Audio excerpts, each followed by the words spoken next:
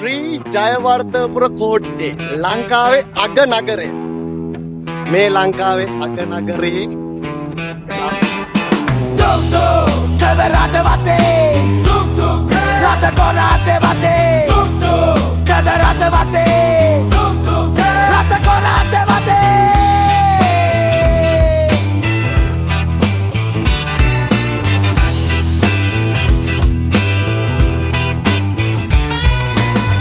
Rata bate makonate tamago. Tuk tuk, ursalade.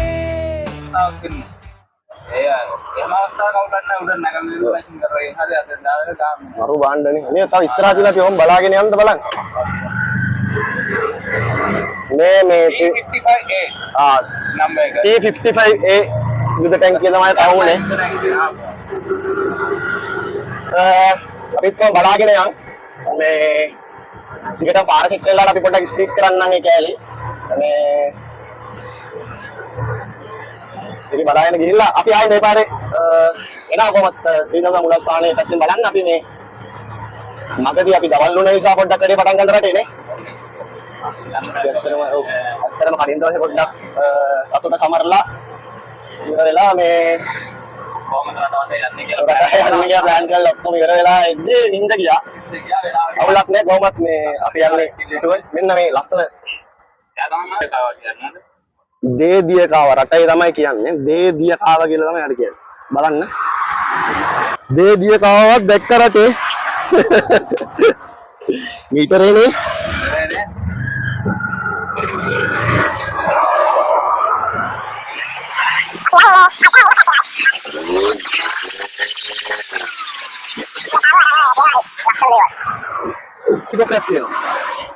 මේකත් යුද්ධ සමරුමක්. ලස්සන නේ රටේ.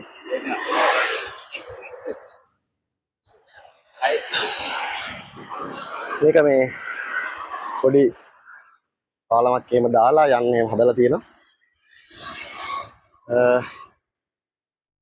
ළඟට ගිහින් බලමු පොඩ්ඩක්. ලස්සනට පේනයි. මේක SH 629 ශ්‍රී ලංකා එයාර් ෆෝස්. මේ නියම කුටිය මේ ආවිය දේවල් තියෙනවා.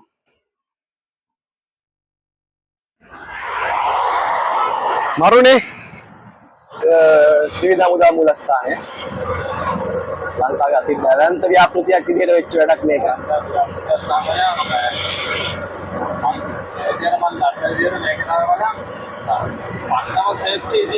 මේක මේ අතරම මේ කියන්නේ පොළ ඇතුළටත් හදලා තියෙනවා කියලා තමයි හදලා තියෙන්නේ.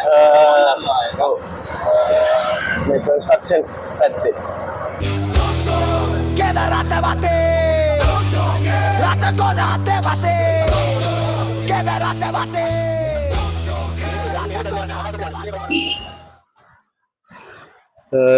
හරිම ලස්සනයි ඒක. එතන ඉතල පාරක් ගලාගෙන එනවා. මේ කෝට්ටේ ශ්‍රී ජයවර්ධනපුර කෝට්ටේ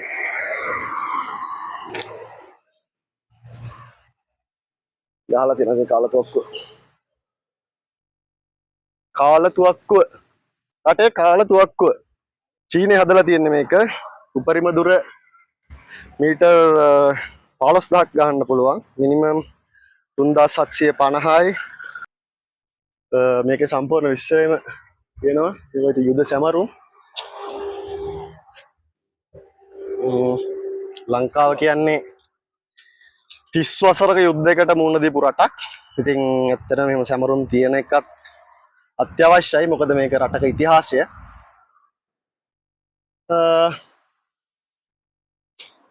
බලාගෙන යන්න.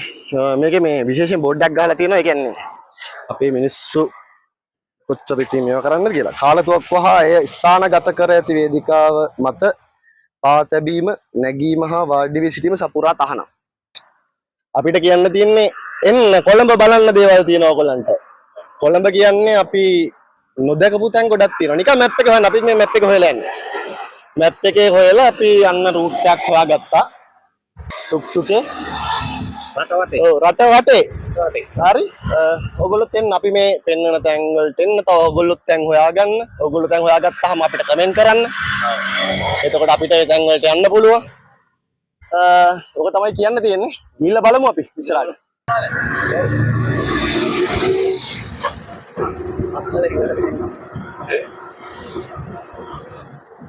ඔව් තවත් යුද සමරුමක් ඉතින් අපි එකින් එකට ළඟට යන්නේ නැහැ.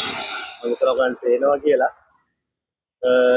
ආයුධ සම්බන්ධ දැනීම තියෙන කට්ටියට සහ එහෙම දන්නේ නැති කට්ටියට එතන විස්තර තියෙනවා. ඇවිල්ලා බලන්න පුළුවන්. එන්න. අවසරුවට එන්න. එමීට ඇවිල්ලා යන්න එන ගමන් හරි මේව බලන්න.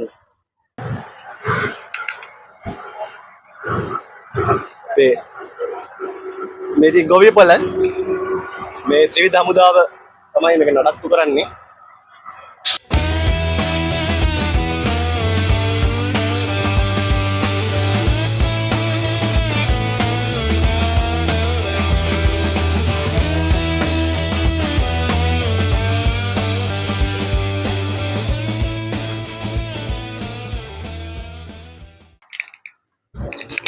මේ එක ගොඩනැගීමේ සංකල්පය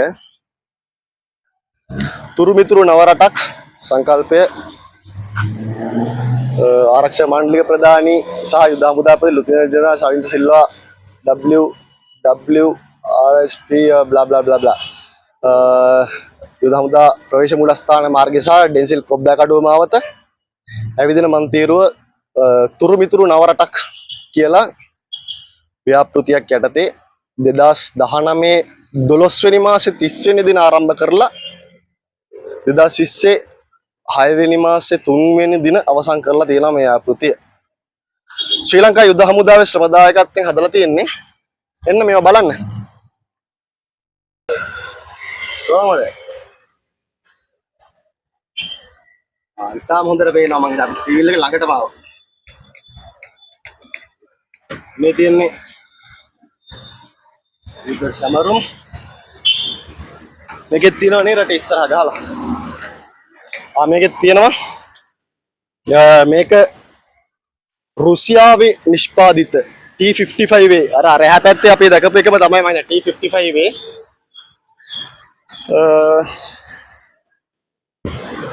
එන්නේ ඉතින් මේවා බලන්න මේවා තියෙන්නේ බලන්න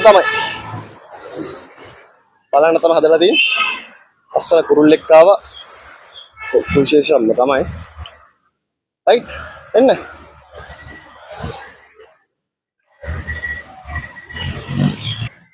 පෙට්‍රල් ටැංක් නෙමෙයි වෙන්න ඕනේ මෙව්වා. මොකක්ද දන්නවද? පෙට්‍රල් ටැංක් වලද මේවට වීඩියෝ දුන්නොත් පුපුරනෝනේ. මෙව්වා වෙන මොන හරි ආයුධ මොන හරි මේව වෙන්නේ නැති නේ. ඔව් අර මේ ඔව් කෑම් බීමරා මෙව්වා. ඇත්තටම අපි දන්නේ නැහැ මේකේ කොහොමද මේ මෙකනිසම් එක කියලා අපි දන්නේ නැහැ ඇත්තටම. මේක ඇත්තට යුද විශේෂඥයෙක්ගෙන් වගේ අහන්න ඕන එකක්.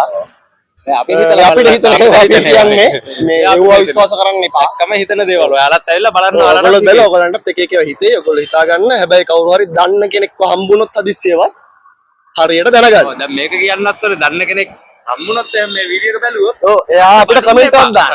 කමෙන්ට් එකක් දාන්න. ඔව් අපිට ශ්‍රී ලංකා විදේශ සේවා නියුක්ති කාර්යාලය බියුරෝ ඔෆිස් එක මෙතන තියෙනවා. මේ ගොඩාක් අය බියුරෝ ඔෆිස් එකට කියන්නේ රට යන වැඩවලට එද්දි නේ රටේ.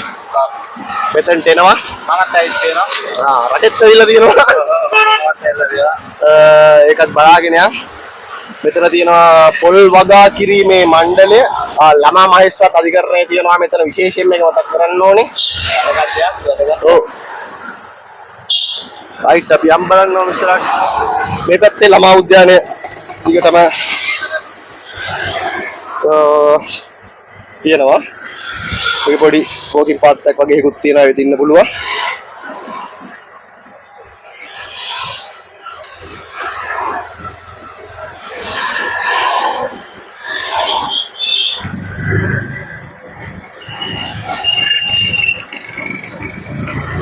ඒවා බලන්න එන්න. මේ තියෙන්නේ වගුරු උයනක්. මොකක්ද කියන්නේ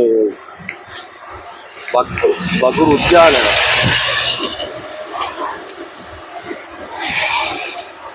අතර මේම දකිද්දී හරි ලස්සනයි. ඒක විශේෂයෙන්ම බැලුවාම තමයි ඒක තේරෙන්නේ. මෙතන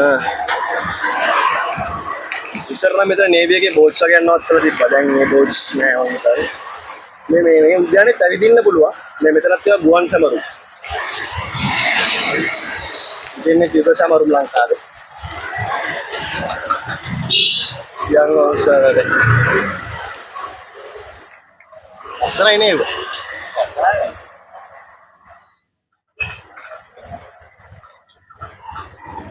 right. ඔන්න අපි සේන්දු වෙනවා පාලන්තුල අන්දියට. මේ පහු වෙන්නේ පාර්ලිමේන්තු ප්‍රවේශ මාර්ගය. පාර්ලිමේන්තු ක්‍රීඩාංගණයේ ඔය ඈතින් පේනවා මං හිතන්නේ ඔයගලන්ට යුද සමරු ස්මාරකය. අපි යන ගමන් මේ හරිය ෂූට් කරන් යන්න. මොකද මේ නැවතිලා ෂූට් කරන්න තරම් අමාරුයි. මේ අවුව වෙලාවක ඉන්නේ අපි. අපි හන්දවරුලායි මේ පැත්තෙන් ආවොත් අපි පෙන්නන්න. ඈතින් ලංකාවේ පාර්ලිමේන්තුව පේනවා. ශ්‍රී ලංකා පාර්ලිමේන්තුව. ඔව්. ශ්‍රී ලංකා කියලා. ඔව් මේක ශ්‍රී ලංකා පාර්ලිමේන්තුව මේක. ශ්‍රී ලංකා ප්‍රජාතන්ත්‍රවාදී සමාජවාදී ජනරජයේ පාර්ලිමේන්තුව. මේක වෙන කාගේවත් පාර්ලිමේන්තුව නෙමෙයි. මේක මිනිස්සුන්ගේ පාර්ලිමේන්තුව. මිනිස්සුන්ගේ පාර්ලිමේන්තුව.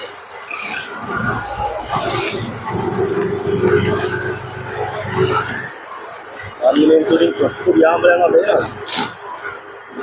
උඩ කපුටද? කපුට මචං. ඇතුලේ ඉන්න කපුට මචං එළියට ආවිලා පියාඹනවා මං හිතා. පියාඹනවා. පාර්ලිමේන්තුව වටේ ඇතුලේ කපුටද එළිය කපුටද දන්නේ නැහැ. කොහමද කපුට පියාඹනවා. ඔන්න ඒක යන්න පුළුවන් මේක බලන්න පුළුවන් මේ පවුල් වල කටට විතරයි මම හිතන්නේ. එහෙම විශේෂයක් ඇති. මොකද යන්න පුළුවන් ඇතුලේ. අපි බලාගෙන යුද්ධ කරලා නැති වෙච්ච හැමෝගේ නම් තමයි මේ කාලා තියෙන්නේ. සියලුම දෙනාගේ නම් තියෙනවා මේකේ. ස්මාරකය.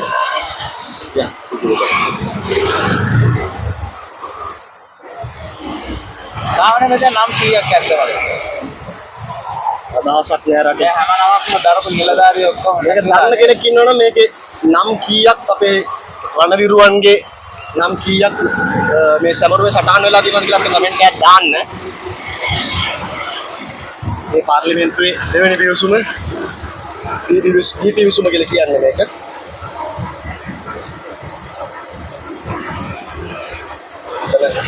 පාර්ලිමේන්තු පිවිසුම තියෙන. ඒක ෆුල් iPad නේ. මේ නාගස් වල තියෙන දෙපැත්තේ දෙපැත්තම නාගස්.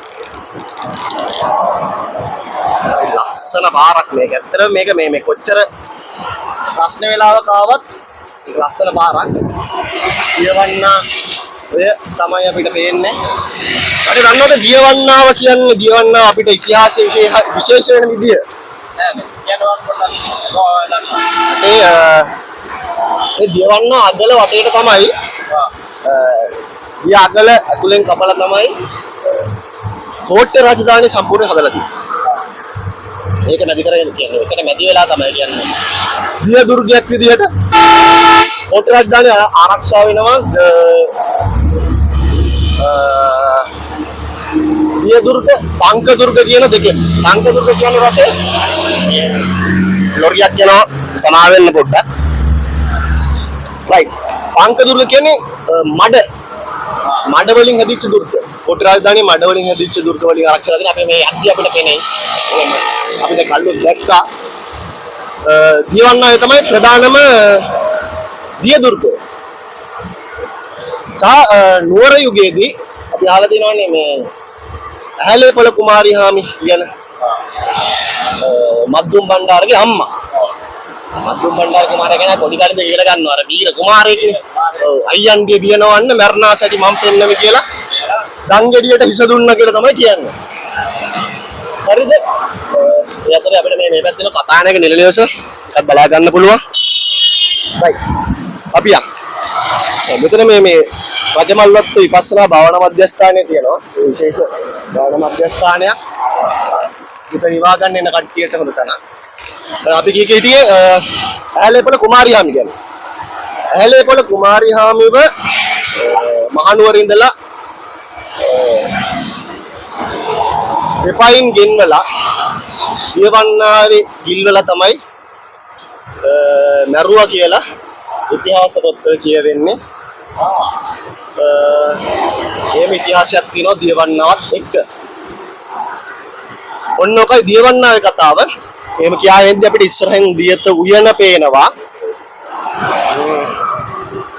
අපි දියත උයන ඇතුළට යන්නේ නැහැ ඇත්තටම. මොකද දියත උයන කියන්නේ ගොඩක් අය ඇවිල්ලා තියෙන තැනක් සහ ඕන කෙනෙක්ට එන්න පුළුවන් තැන දියත උයන එන්න පුළුවන් තැනක්. දියත උයන තියෙනවා සුරතල් මසුන්ගේ ප්‍රදර්ශනයක් තියෙනවා. 3D චිත්‍ර ඇඳපු ඉඩක් තියෙනවා. බෝට්ටු සවාරි යන්න පුළුවන්. එව්වට එන්න. ඔන්න මිත්‍රවරුනි රටේ මම යාවා ශ්‍රී ජයවර්ධනපුර කෝට්ටේ ඉතිහාසය බලන්න. මේ තියෙන්නේ අලකේශ්වර කොටුව. මේ පුරාවිද්‍යා වටිනාකමක් තියෙන ස්ථානයක්.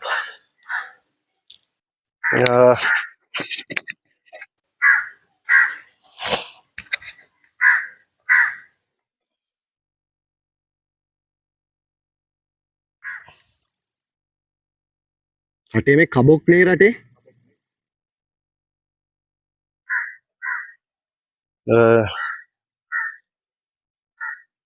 අලකේශ්වර සෙම්පතියා සිහි වෙන්න තමයි මේක අපි පුරාවිද්‍යා වටිනාකමක් තියෙන තැනක් විදිහට මේක ආරක්ෂා වෙලා තියෙන්නේ.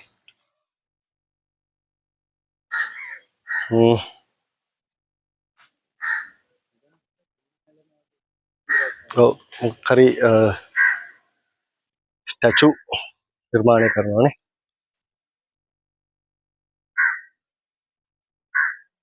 ජම්බ ඊට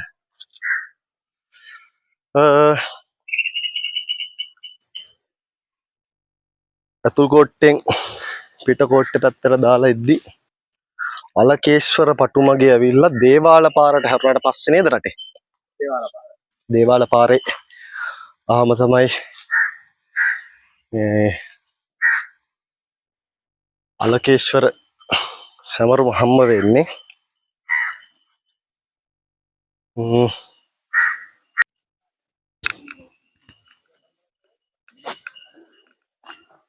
අය මේවා බලන්න මිනිස්සු එනවදයි? එනවා? සාමාන්‍ය මාසෙට? මාසේ 3-4ක් වගේ යමින් ඉන්නේ කියන මේ. එහෙම වෙන්නේ නැහැ නේ. ලස්සන තැනක් මේක. පුරාවිද්‍යා ප්‍රදර්ශන. ලස්සන තැනක්. අයියා මේවා ආරක්ෂා කරගෙන ඉන්න ඕනේ කවුරු හරි නේ. නැත්තම් මේවා විනාශ වෙලා යනවා.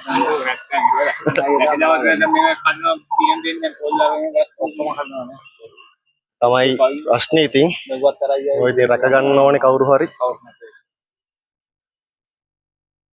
මොකද කෝට්ටේ රාජධානිය තමයි ලංකාවේ වේගයෙන්ම පුරාවිද්‍යා ස්ථාන නැති වෙච්ච රාජධානිය. විනාශ වුණු රාජධානිය.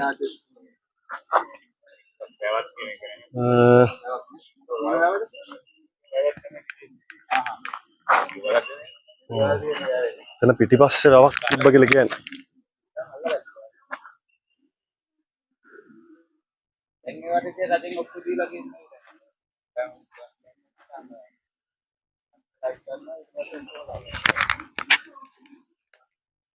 ඊපස්සේ අවර් පොඩ කරලා ගෙවල් හදලා තියෙනවා කියන්නේ.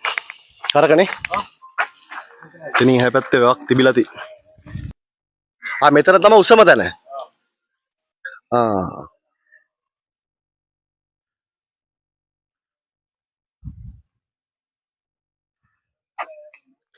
බලන්න එන්න ඉතින් මෙව්වා මාසෙට 3-4 දෙනෙක් වෙන්නේ ඒ පුරාවිද්‍යා ස්ථාන අනිත් ඒවාට ඉතින් සෙනඟ පිරීගෙන යනවා මෙව්වා බලන්න එන්නෙත් අඩුවෙන් ඒ නිසා ඉතින් මේවා විනාශ වෙන ප්‍රමාණයත් වැඩි ඒව නිසා මේවා බලන්න එන්න මේ අපේ ඉතිහාසය නෑ අලුත්ම ගහලා තියෙන මේක මෑතකදී මචං. මේ පැස්ටික් ප්‍රසස් කරන. ඔව් පෙත්තස් කියන්නේ පවත්තා ගන්න ඕනේ නිසා විනාශ වෙන්න දෙන්නේ නැතුව. නැත්නම් තිබුණු විදිහම තමයි මේ. අය ඒතර මේක මේ අලකේශ්වර සේනයාගේ ගෙදර ඔව් මාලිගාව. මාලිගාව මේක තමයිලු මේ පැත්තේ උසම ස්ථානය ලස්සන ගහක් තියෙනවා. තරණී ගහ. මම හිතන්නේ අවුරුදු 50කට 75කට වැඩි පරණ ගහනේ. ඔව්. එන්න ඉතින් මේව බලන්න නේද රටේ ඔව් මම කියන්නේ එන්න බලන්න කියලා.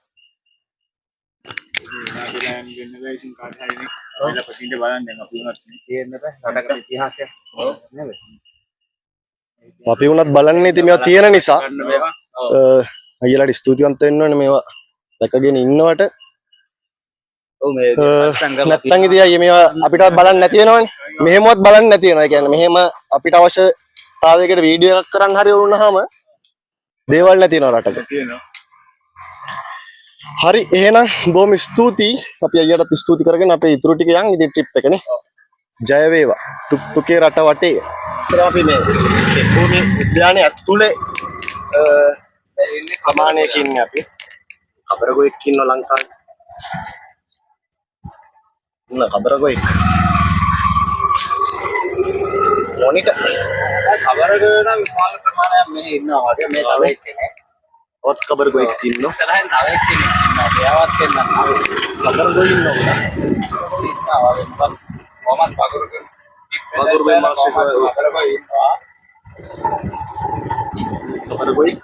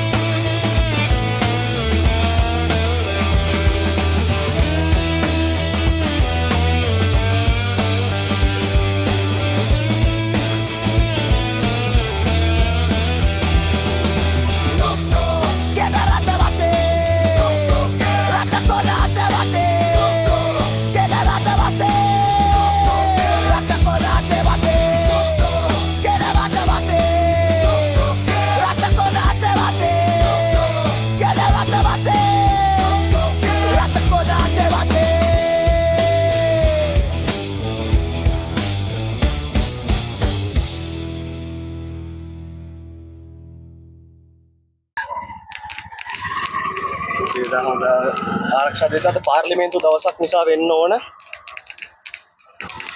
මේ පැත්තේ අතරම අපේ ආරාමයේ තියෙනවා. මේක බලන්න තමයි අපි ආවේ. මේ පැත්තට විශේෂයෙන්ම යන් අපි යන්